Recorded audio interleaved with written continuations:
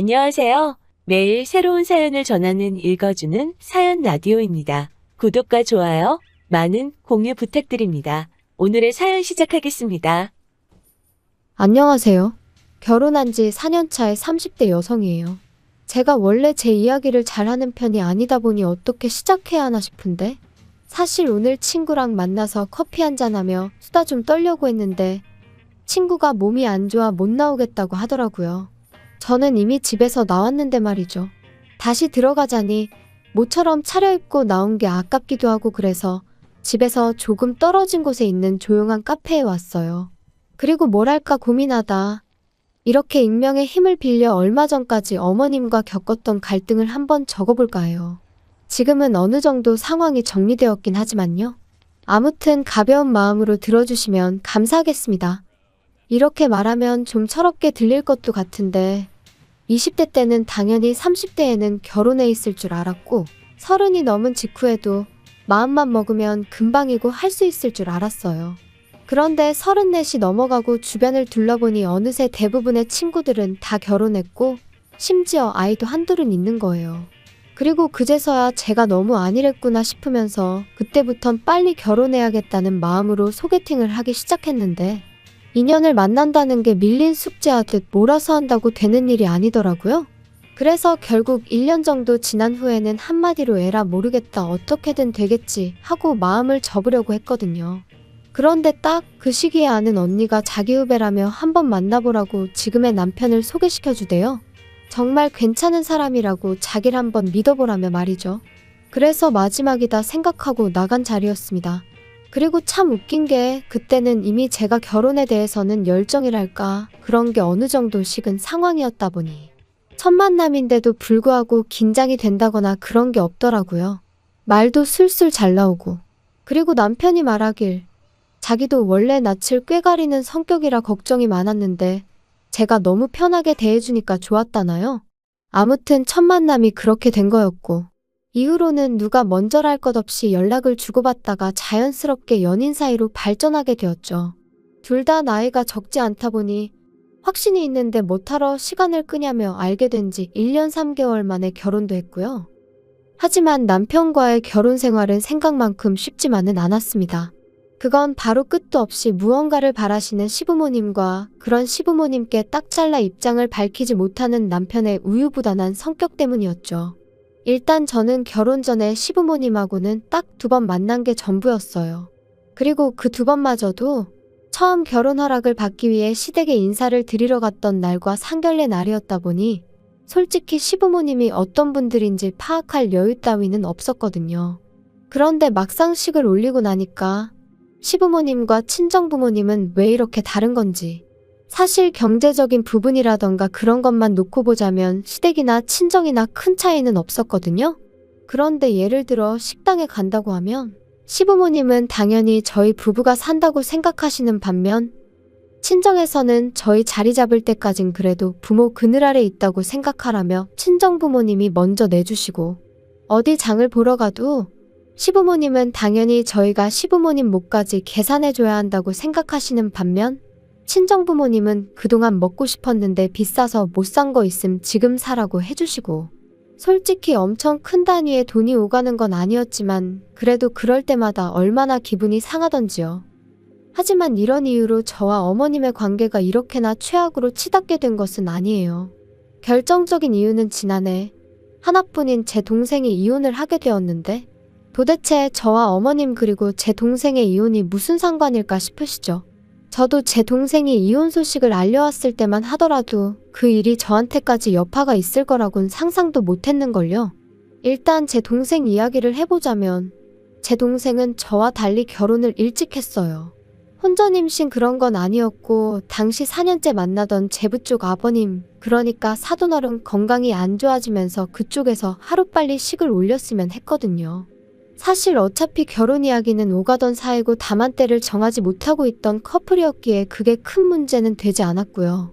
아무튼 그렇게 둘이 결혼하고 1년 만에 아이를 갖고 또 10개월 후에는 건강한 아들을 낳았고 솔직히 저랑 달리 여동생은 한마디로 교과서 같은 인생을 살았어요. 그런데 지금으로부터 2년 전 당시 조카 나이가 7살이었는데 사고로 세상을 떠났습니다. 동생은 임신을 하면서 직장을 관뒀다가 조카가 5살이 넘어가자 다시 일자리를 알아보기 시작했어요. 나이도 있고 경력이 단절된 기간도 길다 보니 너무 불안하다면서 말이에요. 말이 나왔으니 말이지만 사실 자기 하는 일에 워낙 자부심도 있었고 좋아했던 동생이었기에 회사를 관둬야 될 것 같다고 했을 때는 제가 다 속상하더라니까요. 친정부모님 또한 나름대로 힘들게 뒷바라지한 딸이 결국 전업주부로 살게 된 걸 무척 안타까워하셨고요. 하지만 결국 보란듯이 동생은 재취업에 성공했어요. 그러니 저희 친정은 말 그대로 축제 분위기가 따로 없었답니다.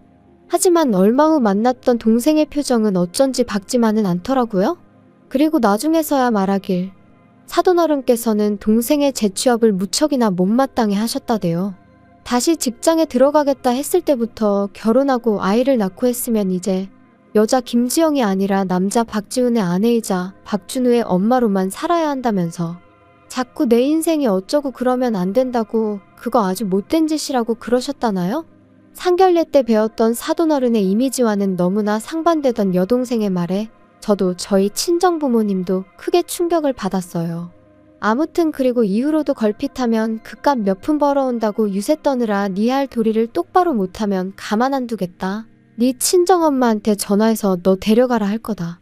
정말 별의별 소리를 다 하셨더라고요. 하지만 이후로 동생은 직장 생활도 육아도 그런대로 잘 병행해 나가는 눈치였어요. 그런데 2년 전 그날 동생 말로는 갑자기 회사에서 지방에 있는 공장에 다녀오라고 하더랍니다.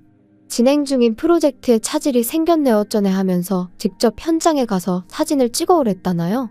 그리고 동생은 그걸 싫다 좋다 할 위치가 아니었기에 어쩔 수 없이 제부한테 전화해 잊지 말고 아들을 유치원에서 픽업하라고 했다는데 제부가 그만 그걸 깜빡했던 거죠. 그리고 그 사이에 혼자 집에 오던 조카가 버스에 치여 며칠 동안 병원에 입원해 있다가 세상을 떠났어요. 이 일로 양쪽 집안에서는 당연히 난리가 났습니다. 아니, 난리 정도가 아니라 말 그대로 초상집이 되어버렸죠. 그런데 어이없게도 일어나 중에 제부 쪽에서 동생 탓을 하기 바쁘더라고요. 애시당초 엄마라는 여자가 밖으로만 돌아대니 이런 일이 생길 수밖에 없었다며 어찌나 비난을 해대던지. 하지만 저희 쪽에서 보기엔 동생의 부탁을 깜빡한 제부가 더 잘못한 거 아닌가 싶었거든요. 그리고 막말로 조카는 제 동생 혼자 낳았냐고요. 그렇지만 동생이 그래도 자기 남편한테는 뭐라고 하지 말라고 그 사람은 자기한테 미안해하고 죽을 만큼 괴로워한다면서 감싸는데 아무튼 그때를 생각하면 지금도 가슴이 찢어지게 아프고 우라가 치밀고 그래요. 그리고 결국 그렇게 시달리던 동생이 제부한테 이혼하자 했어요. 같이 있으면 애가 더 생각나고 결국 당신도 미워지고 서로가 더 불행해지는 것 같다면서 제부한테 제발 놓아달라고 그랬다대요. 그리고 이혼만큼은 절대 못한다던 제부도 결국엔 동의했던 거지요. 그런데 여기서 제부가 생각지도 못한 얘기를 꺼냈습니다. 자기 엄마 때문에 많이 힘들었겠다며 가족이 살던 아파트를 제 동생 명의로 바꿔줬거든요. 참고로 동생은 조카가 죽고 나서 청소기 필터에도 조카 머리카락이 있다며 못 비우고 있을 정도로 조카의 흔적이 조금이라도 남아있을 법한 물건부터 시작해 조카가 쓰던 방까지 정말로 애착이 컸어요. 그래서 이혼하자 했을 때도 집을 처분할 수도 없고 어쩌면 좋으냐고 무척이나 걱정했었죠. 조카가 쓰던 방은 도저히 정리할 자신이 없다면서 말이에요. 그리고 다행히 그 마음을 제부는 알아줬던 거죠. 그런데 이 이야기를 들으신 어머님께선 말 그대로 막말을 쏟아내셨습니다. 그래도 네 동생은 참 재수도 좋다면서 남들 같으면 애 죽인 애미라고 손가락질 받았을 거라나요? 그리고는 그 남자 부모는 아파트 명에 바꿔준 거 아는 거냐? 모르니 가만히 있지 알면 그냥 둘 리가 없다. 우리 집 같으면 어림없다. 뭘 잘했다고 재산까지 낼름 받아먹냐. 그리고 제 입장에선 당연히 이런 소리를 듣고만 있을 수는 없더라고요. 그래서 어머님한테 저희 친정일 가지고 이러쿵저러쿵 하지 마시라고 저도 한번 신우 얘기 가지고 막 떠들어 볼 거냐 그랬어요. 그리고 아파트를 받았다고 제 동생이 받은 상처가 아무는 거 아니다. 하지만 그나마 아파트줄 형편이라도 되는 집이니 얼마나 다행인지 모르겠다고. 까놓고 말해서 신우는 지금 이혼당하기라도 하면 집은커녕 차나 한 대 받을 수 있겠냐고요. 사실 저희 친정이 조카 장례 치르고 동생 이혼으로 시끄러웠던 동안 시댁이라고 아무 일도 없던 게 아니었어요. 남편에게는 위로 4살 많은 누나, 그러니까 저에겐 신우가 있는데 신우가 씀씀이가 장난이 아니었거든요. 누가 보면 진짜 재벌집 딸인가 싶을 정도로 비싼 물건도 척척 사나르고 어머님한테 선물도 자주 해드리고 뭐 자기 돈 자기가 쓴다는데 누가 뭐라 하겠냐마는. 그런데 심해부가 서울로 올라오게 되면서 그동안 신우 씀씀이의 비밀도 만천하에 드러나게 되었습니다. 심해부가 다니던 전 직장은 지방에 있었고 그러다 보니 이런저런 문화적 복지라던가 혜택이 많은 건 아니었는데 딱 하나 정말 부러웠던 거, 그건 바로 사택이 있다는 거였어요. 사실 남편에게 듣기로 심해부나 신우나 결혼할 당시 모아둔 돈도 없었고 양쪽 집안에서 그렇다고 크게 도와줄 형편도 아니었다 보니 사택은 정말 큰 도움이 되는 상황이었다대요. 그런데 이제 두 사람 사이에 아이가 생기면서 신우는 무슨 생각이었는지 모르겠지만 심해부는 종종 애는 서울에서 키워야 된다 그런 소리를 하더라고요. 그리고 그 소리는 애가 커갈수록 더 자주 들려왔는데 그 집이 원래 엄마인 신우보다 아빠인 심해부가 더 자식 교육에 열을 올리는 편이었거든요. 아무튼 그래서 심해부가 서울에 올라오고 싶은가 보다 올라오겠구나 싶더니 기어이 서울에 있는 회사로 이직에 성공했다면서 2달 안에 이사를 온다는 거예요. 그리고는 신우더러 그동안 모아놓은 돈에 대출받아 전세라도 구하게 알아보라 했던 건데 문제는 심해부의 생각과 달리 신우는 한 푼도 모아놓지 않고 그동안 심해부가 벌어다 준 돈을 다 써버렸던 거였죠. 신우는 자기 이러다 이혼당한다며 하루가 멀다 하고 어머님한테 연락을 해대는 눈치였어요. 그리고 그렇게 어머님이 내리받은 스트레스는 고스란히 저희 남편한테 전달되어졌죠. 어머님께선 이러다 네 누나 이혼당하면 어쩔 거냐고, 가만히 보고만 있을 거냐, 네 누나가 얼마나 너한테 잘했냐 하시며 남편을 들들 볶으셨는데 사실 신우가 얼마나 저희한테 잘해준 건 없어요. 저는 싫다고 필요 없다고 하는데도 자기가 쓰다 질려버린 명품백을 준다던가 심해부가 안 입는다며 비싼 옷을 남편에게 가져다주는 일이 몇 번 있긴 했지만 솔직히 고맙기는커녕 부담스럽고 짐스러워서 돌려준 지 오래였으니까요. 아무튼 이런 식으로 몇 번 통화가 오가더니 하루는 어쩐 일로 어머님이 남편이 아닌 저한테 연락을 해오셨어요. 그리고는 당신 아들하고는 대화가 안 통한다며 저랑 얘기를 하셔야겠다 하시더니 정말로 저희 집에 오셨습니다. 그리고 사람이 직감이라는 게 있으니까 잘은 몰라도 제가 듣고 싶은 소리는 아니겠구나 싶대요. 그래서 솔직히 뭔진 몰라도 일단 무조건 거절하겠다는 마음으로 어머님과 마주 앉았는데 어머님 말씀은 제 예상을 훨씬 뛰어넘는 것이었어요. 제 동생 이야기를 꺼내시면서 거기서 동생이 혼자 살지 않냐 하시더니 그러지 말고 그 집을 신우한테 잠깐이라도 내주면 안 되겠냐셨거든요. 어차피 제 동생은 이참에 친정에 가 있게 하라는 나름대로 대안까지 제시하시면서 말이죠. 어이가 없어서 제가 그게 말이 되냐 제발 상식선에서 얘기 좀 하시라고 화를 냈어요. 제 동생이 그냥 혼자 그 집에 살고 있는 게 아니고 상황이 상황인지라 그러고 있는 건데 하지만 이후로도 저는 도무지 화를 삭힐 수가 없어서 도대체 사람이 어떤 식으로 뒤틀리면 생각을 그런 식으로 할 수 있는 거냐고 따졌습니다. 그랬더니 어머님이 말씀하시길 죽은 사람 바짓가랭이 붙들고 늘어진다고 돌아오는 거 아니라면서 산 사람이라도 제대로 살아야 하지 않겠냐. 제 동생에게 있었던 일은 안타깝지만 신우까지 네 동생처럼 살았으면 좋겠는 건 아닐 거 아니냐. 네가 나서서 도와주지 않으면 네 신우 이혼당하게 생겼다. 저는 어머님한테 한마디만 더 하시라고 그럼 그땐 저도 가만 안 있겠다 했어요. 제 동생 일은 말 그대로 사고였지만 신우가 그렇게 생각 없이 돈 써댄 건 자기가 작정하고 한 일이니 비교할 바가 못 된다고. 그리고는 어머님도 신우한테 그렇게 받아쓰실 때 이런 날이 올 거 생각 못 하셨냐 받아쳤죠. 그랬더니 어머님이 지금 제가 당신을 취조하는 거냐며 소리를 지르시곤 아무튼 제 동생한테 말 잘하랍니다. 안 그러면 신우가 이혼당하기 전에 저부터 남편, 그러니까 어머님 아들하고 이혼하게 만들겠다면서 말이죠. 기도 안 차고 어이없는 어머님의 말씀에 신우한테 전화를 걸었어요. 왜냐하면 저는 적어도 어머님의 억지가 어머님 혼자만의 시나리오인지 아니면 신우랑 혹은 제 남편까지 같이 이야기가 된 건지 궁금했거든요. 이후로 몇 번의 신호음이 울리고 신우가 전화를 받았습니다.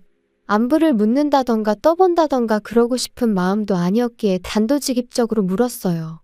어머님이 제 동생 집을 형님한테 내주라고 막무가내로 나오시던데 어떻게 생각하시냐고요?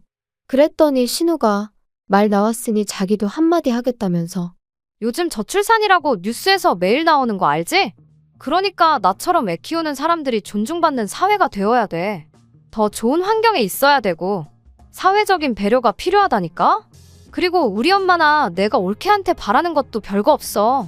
솔직히 올케 동생은 이제 애도 없고 집만 차지하고 있는 거잖아. 그거 사회적으로 되게 안 좋은 거다. 땅도 좁은데 왜 혼자서 그렇게 넓은 데를 차지하고 있냐 이거지. 이기적인 거 아니야? 그리고 내가 키우는 내 아들은 나만의 아들이 아니고 우리 모두의 아들이라니까?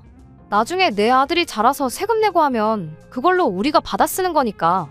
올케 동생도 마찬가지고. 그러니까 소중하게 돌봐줘야 하는데 살 집 하나 못 구해서 내가 이혼이라도 하게 되면 안 되지 않겠어? 무슨 개소리를 그렇게 정성스럽게 논리적인 척 하는지 정말 못 들어주겠더라고요. 그래서 제가 신우더러 형님 이야기 듣고 있으니 형님이 얼마나 멍청하고 뻔뻔한지 그건 확실히 알겠다면서 이혼하는 게 낫겠다고 했어요. 이혼하고 애는 심해부 혼자 키우는 게 애한테 훨씬 도움이 되겠다고요. 형님 같은 사람들 때문에 멀쩡한 애엄마들이 싸잡아서 욕을 먹는 거라고. 진짜 머리가 어떻게 된 거 아니냐고 그러곤 병원이나 가보라 했죠. 그리고 이 통화로 인해 다시 한번 시댁에서는 난리가 났어요. 당연히 신우는 제정신이고 저더러 미친 X라면서 말이죠. 화도 안 나더라고요. 다 그나물의 그 밥인 걸 알게 되었으니 어이만 없었달까요? 그리고 다행이라고 해야 할지 이런 와중에 저희 남편은 그래도 제 편이었어요. 아니 솔직히 말하자면 제 편이라기보다는 적어도 어머님이나 신우 편은 안 들더라고요. 제가 그쪽 욕하면 자기가 생각해도 제정신이 아닌 것 같다며 한마디 덧붙여주긴 했고 그렇지만 그렇다고 그쪽에다 대고 저한테 사과해라 어째라 그런 소리는 또 못하는. 그래서 솔직히 시댁이 재수없어서 남편하고도 이혼해버릴까 그 생각도 안 한 건 아니었는데 일단은 안 하려고요. 사실 남편을 너무 사랑해서 그런 것보다는 동생 일로 친정부모님 속이 얼마나 상하셨겠어요. 그런데 거기다 대고 저도 이혼하게 되었다 그런 말은 차마 못하겠습니다. 할 때 하더라도 지금은 아니다 그런 거지요. 그리고 한편 심해부가 결국 신우가 모아놓은 돈도 없고 심지어 절대 안 된다고 했는데 몰래몰래 골프까지 배워서 필드에 다닌 것도 알게 된 모양이에요. 역시나 예상대로 심해부 입에서 이혼 소리 나왔고 들리는 말로는 재산 빼돌린 걸로 신우랑 어머님을 고소할 거라던데 가족 사이에 가능한 이야기인지는 모르겠지만 어쨌든 볼만하겠다 싶어요. 남의 불행을 보고 즐거워하냐며 혹시 저를 욕하신다면 이건 불행이 아니에요. 자업자득이지요.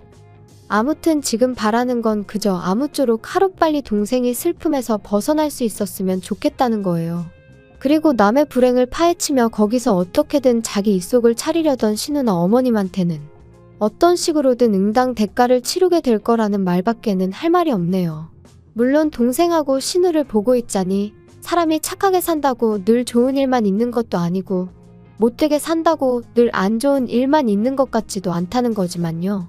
그래도 물론 결국 착하게 사는 게 정답이겠지요? 제 생활은 둘에 비하면 그다지 유별날 것도 없고 평범한 듯하니 불평불만 없이 감사하는 마음으로 살아야 하는 건지 아무튼 생각이 많아지는 요즘입니다. 긴 이야기 들어주셔서 감사합니다. 오늘의 사연은 여기까지입니다. 구독과 좋아요, 알람 설정해주시면 앞으로 더 좋은 사연으로 찾아오겠습니다. 감사합니다. 감사합니다. 감사합니다. 안녕하세요. 매일 새로운 사연을 전하는 읽어주는 사연 라디오입니다. 구독과 좋아요, 많은 공유 부탁드립니다. 오늘의 사연 시작하겠습니다. 안녕하세요. 친정을 무시하는 남편과 이혼한 30대 여성입니다. 결혼한 지 2년 만에 이런 이유로 이혼했다 하면 사람들이 결혼 전에는 몰랐냐, 남자에 미쳐도 단단히 미쳤었냐 하던데 결코 그런 건 아니었어요. 연애 기간이 7년이었고 그동안 남편이 저한테 워낙 잘했기 때문에 심성이 곱고 다정한 사람인 줄로만 알았죠. 그래서 말하기 힘든 제 가정사도 남편한테 전부 다 털어놓았던 거고요. 그리고 그런 제 이야기를 듣고 남편이 개의치 않는 눈치였기에 결혼 후 그렇게 달라질 줄은 상상도 못했습니다. 하지만 열길 물속은 알아도 한길 사람 속은 모른다더니 그 말이 참이었네요. 남편하고는 대학교에서 동아리 활동을 하며 알게 되었는데 그때는 그저 좋은 선후배 사이로만 지냈습니다. 당시 제가 연애에 별 관심이 없었거든요. 하지만 졸업을 앞두고 있던 어느 날 남편에게 연락이 왔어요. 저에게 할 이야기가 있다며 한번 봤으면 좋겠다고요. 평소에는 그런 일이 없었기에 좀 의아하긴 했지만 딱히 거절할 이유도 생각나지 않아서 만나기로 했죠. 그리고 그렇게 만난 자리에서 남편이 자기가 곰곰이 생각해봤는데 아무래도 절 좋아하는 것 같다며 한번 만나보지 않겠냐대요. 좀 당황스러워서 생각할 시간을 달라고 했어요. 그리고는 바로 집으로 들어와 어머니에게 이야기하니 싫은 게 아니라면 한번 만나보면 어떻겠냐는 거예요. 제가 마마걸은 아니지만 평소에 자주 어머니 조언을 구하는 편이었거든요. 아무튼 그래서 결혼하자는 것도 아닌데 아니다 싶으면 헤어진다는 마음으로 만나보자 했어요. 제 나이 겨우 25이었으니 연애하다 헤어지는 게 흠이 될 것 같지도 않았으니까요. 연애하는 동안 남편하고는 크게 문제없이 잘 지냈어요. 선후배로 지낼 때랑 다르게 남녀로 만나니까 남편이 생각보다 고집도 세고 보수적인 면도 있다는 걸 알게 됐지만 그게 저희 연애에 큰 걸림돌이 되지는 않았죠. 어쨌든 저한테만큼은 오히려 더 다정하고 자상해졌으니까요. 특히나 제가 직장생활 4년 만에 건강상의 이유로 잠깐 쉬어야 했던 시기가 있었는데 그때 남자친구가 얼마나 든든한 버팀목이 되어줬는지 몰라요. 저 콧바람 쐬게 해준다고 분위기 좋은 식당부터 시작해서 여기저기 많이도 데리고 다녔고요. 그래서 남자친구 덕분에 4개월 만에 슬럼프를 극복하고 더 좋은 직장에서 새 출발도 할 수 있었습니다. 하지만 그런 남자친구에게 그때까지도 저는 말하지 못한 비밀이 하나 있었는데 사실 숨기려고 숨긴 건 아니었어요. 오히려 깊이 생각하지 못해서 이야기를 못했는데 나중엔 타이밍을 놓친 듯해서 털어놓을 기회를 잡기가 어려웠던 거죠. 그건 바로 제 어머니에 관한 것이었습니다. 제 어머니는 저를 낳아주신 분이 아니라 길러주신 분이었어요. 저를 낳아주신 어머니는 제가 돌이 되기도 전에 사고로 세상을 떠나셨고 이후로 제가 3살쯤 되던 해 아버지가 지금의 어머니랑 재혼을 하셨다 들었습니다. 참고로 지금 제 어머니는 제가 다니던 병원의 간호사셨고 남자인 아버지 혼자 매번 저를 병원에 데려와 전전긍긍하는 모습이 안쓰럽고 마음이 가셨다네요. 그리고 그런 두 사람을 병원 의사 선생님께서 이어주셨고요.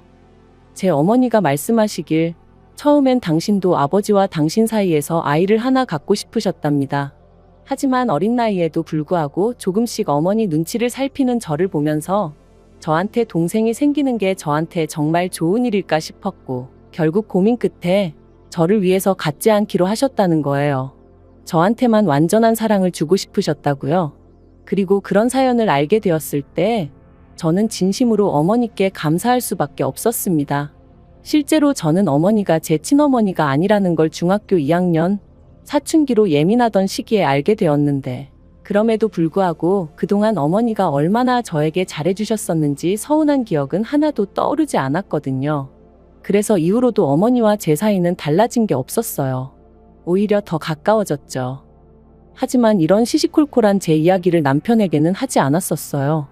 연애 초반에는 초반이니까 굳이 할 필요를 느끼지 못했고 중반에는 해야지 하면서도 어느샌가 까먹고 그러다 보니 그런데 직장을 옮기고 결혼 이야기가 조금씩 나오기 시작하니까 말을 하긴 해야겠다 싶대요.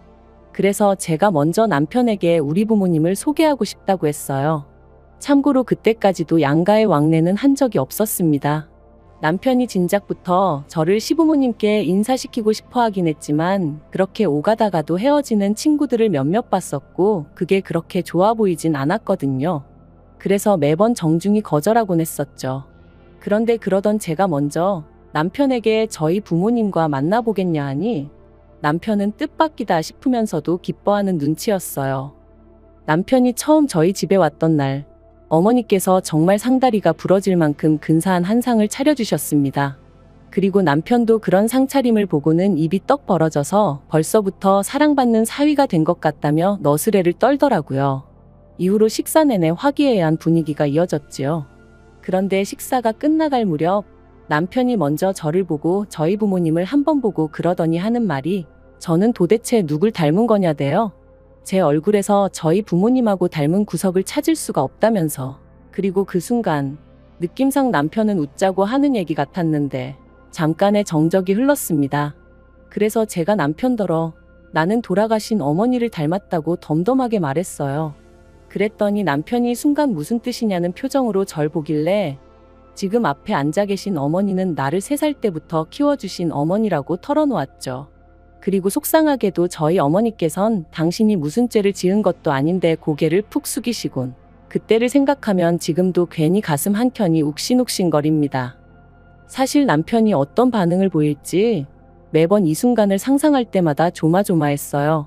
화를 낸다거나 저를 동정하면 어떻게 반응해야 하나 싶었으니까요. 그런데 남편이 보여준 반응은 뜻밖이었습니다. 그러냐 하더니 어머님이 대단하시네요. 고생 많이 하셨겠어요 하고 말았거든요.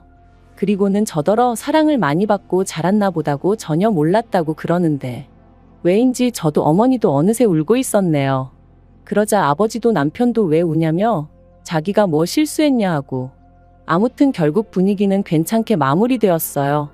저희 부모님이 남편더러 또 놀러오라 하시며 차비하라고 용돈도 챙겨주셨고요.